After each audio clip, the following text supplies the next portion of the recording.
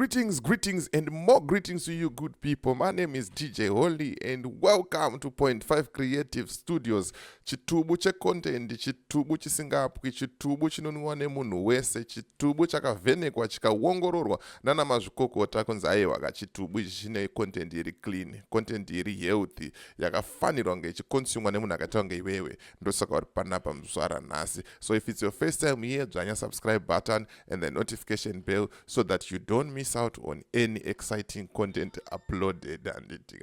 Right. Nyanda na panapa ndeyekuti pane member ye Blue Movement yakashaika kuguruwe Madzibaba Veshanduko vakaendawo ikoko.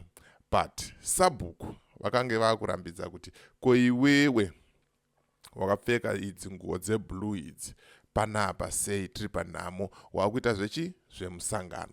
But handazonakirwa Sabhuku achivhurwa nevakomana.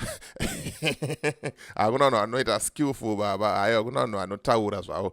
Kuna vanhu vanogona kuti vanokuchinja mafungiro nemaonero. Sabhuku wazenga wakugutsurira musoro achiti ya but one. So without wasting much of your time, rega tijambire mukavhidha zvaka tizvionere tega vakomana vachitaura kuti aiwaka ikodzero yedu isusu nekuti mazuva anoka munhu wese akasununguka kunge achiita zvaanoita sei zvaanoda, achivhotera paanoda, achisapota bato raanoda. Rega tiite sei tinzwe zvedu tinzwe ana Madzibaba vachivhura Sabhuku. Tiri vana venyu tese kusiyana mafungiro haisi mhosva. Mumwe anoda derere, mumwe anoda mupfushwa, asi tiri vana venyu, handika? So ipapo ndaingokumbirisa kuti sevana venyu, handika, uyo ari mumba uyu mwana wenyu, isusu wacho tiri kumuperekedza tiri vana venyu. Sabhuku tainge uchikumbirawo kuti shwa sezvinongoitika pese kana ipi kana kumba kwedu ndine mukoma wangu anoenda kuzana. Inini akatolisiya. Vakatoona last week ndakati kurambidze itai mucheme mumwe wenyu pfikai regaria yenyu ndomutemo woti kana muchipereka zvakafana nemahwindi. Mahwindi munoona zvaanoita, anouya nemotikari dzavo vachitawo zvavanoita, handika havarambidzwe. Zvakafanana nesu ikodzero yedu kuti tiperekedze mumwe, nokuti zvino dai tatoshaika pano maitozobvunza Sabhuku kuti kuyi timu yake yaifamba nayo isina kana kumboyawo pano. Ndesaka mationawo pano Sabhuku. Right, mondiregerera voice raSabhuku riri pasi harisinyasonzwika handika. But mavanzwa Madzibaba Veshanduko achitaura kuti aiwaka inditori nemukoma wangu anosapota ZANU-PF, ini ndiri kuti Blue Movement. Last week kwakune nhamo akauya ndikatomuti pfekai marigari yenyu ndo pamunofarira mawana. Sabhuku wamotanga uchida kudai rega timbotraya kunzwa zvedu, but volume yacho is very very low. Let me see kuti tingakwanise kutamba naye.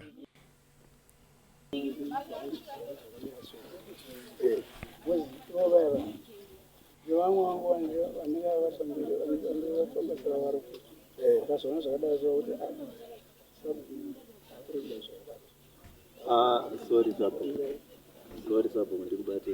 Hapana chamunoregera, imuri muri baba, muri vehurumende, hamusi wepati, hamusi wepolitical party. Ndimakaona vanhu vachitokuaccuse ikatoenda mapurisa kana papisa kana utofonera vari kugruve namba tinadzo.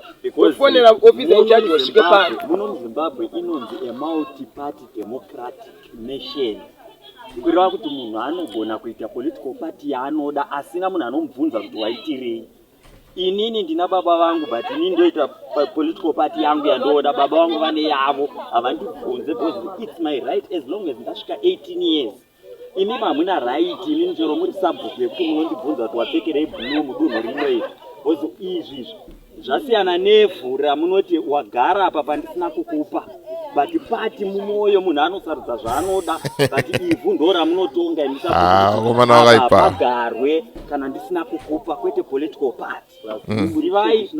Muri traditional leader. Muri baba vedu tese. Munoziva problem yamakuita Sabhuku wangu ndeyekuti maakuchishandiswa semakomizane zano, vakukurijusai value yenyu, vokumhanyisai. Ivo vacho vari kumhanyisai vanofanira kuva vachigwadama kwamuri inini. because ivhu iri nderema-traditional leaders harisira ed but imimi zvino muri kushandiswa apa paivhu apa boyera apa anenge ari kubhaisa mukomana nekuti mukuru akabuda achitaura kuti the land belongs to the president. But let me know what you think anditika kuti ibho here kutaurwa nawakomana maonesera vari kuita Sabhuku ava. Hanzi politics dzamazuva ano hadzichada kurwana zvibhagera, hadzichada kutukana, dzadze kungoonesana kuti aiwa mumwe wangu apa pakamira so pakamira so pakamira so. Saka munozvionawo sei zviri kuitwa nawakomana. Sabhuku aipabuda sei apo wakombwa nawakomana vatatu avo vachivavhura-vhura vachivaonesa pakashata seko. Kuwana muchishandiswa nemunhu ari uko asina power. Imi mune power amuitwe zvemavhoti baba. Manzwa idi anovhoterwa achibva achienda but imimi muri vezvinza ana machameneza anoyai baba. Saka musa anovhoterwa papana imi mamvoterwe munogara muripo ndezvedzinza but zvino makushandiswa zvisiri zvikutaura zviri mubundiro remutemo weZimbabwe but imi munovhetswa hamuudzwe mutemo weZimbabwe kuti mune simba kudarika machairman ezanu. What's chairman wezanuka anovhoterwa imi mamvoterwa and munotomuudza zvekuti kuti ewe ndini but zvino muri kushandiswa semapolitical commies ndimi muri kumhanyiswa muchinzvidedza munounganidza vanhu motanga kuita slogan pamusangano waSabhuku. Hamutendero kuita slogan but muri kutoita slogan ende makaona vakanzi vauya panapa vakapfeka marigari yavo hativarambidze toda kubatsirana kuchema ugamba redu ihembe dzekuchechi zvakafanana kuchechi Roma voyo akapfeka yeRoma weSalvation voyo akapfeka yeSalvation. Sekuruka izvo zvimwe zvandiri kubva ndabva kugweru ndafamba neusiku ndakati rega ndinochemawo mumwe wangu wandaifamba naye anona so pachivanhu chedu nepakuitawo kwedu good.